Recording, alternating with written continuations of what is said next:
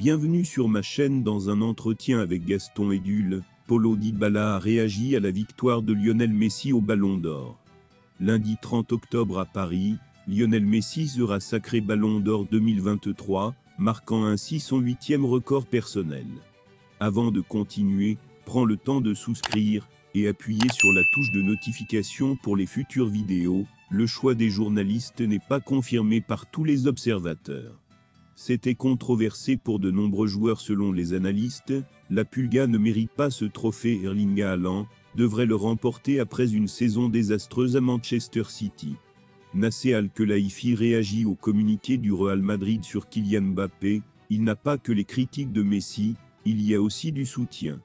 Après Angel Di Maria, c'est désormais à Paulo Dybala de confirmer le sacre du joueur de l'Inter Miami.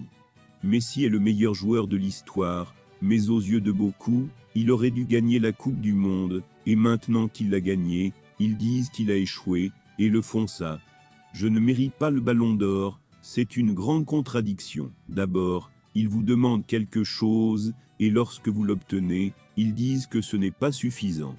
Je pense que malgré tout ce que Messi a réalisé dans sa carrière, il est très difficile de ne pas lui décerner le Ballon d'Or, même dans les années où il n'a pas gagné. Il joue à un football différent, a-t-il annoncé.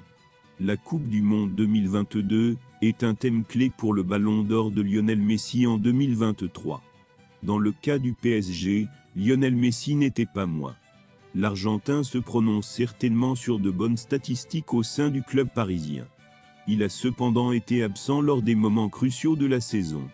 Lors des 8e de finale de la Ligue des Champions contre le Bayern Munich, la Pulga agit de manière transparente tant à l'aller qu'au retour. Lionel Messi a disputé les matchs décisifs de la Coupe du Monde avec l'Argentin. Le capitaine argentin a réalisé une brillante performance lors de la Coupe du Monde 2022 au Qatar. Il a été important à chaque match, jusqu'à la finale. Le titre de la Coupe du Monde a joué un rôle important dans l'obtention du Ballon d'Or. Cela signifiait qu'il était capable de surpasser considérablement Erling Haaland. Qu'il soit considéré ou non comme le plus grand joueur de tous les temps, Lionel Messi reste l'un des meilleurs à avoir jamais foulé un terrain de football. De saison en saison, il semble que la star de Barcelone va de mieux en mieux, brisant les attentes selon lesquelles elle est plus âgée et a déjà vu ses pics.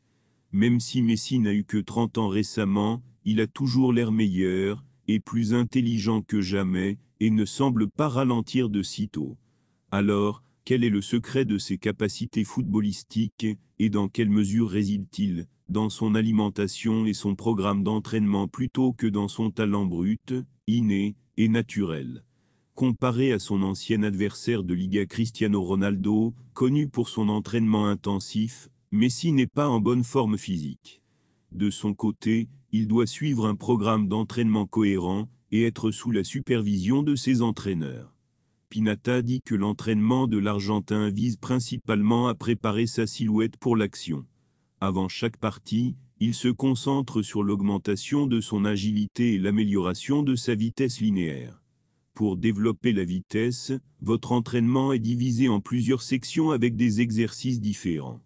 Les mouvements de base comprennent les ponts de colonne, les fentes, les étirements des ischio-jambiers et les sauts de colonie. Il utilise également des sauts avec écart et des squats pour renforcer les muscles du tronc et des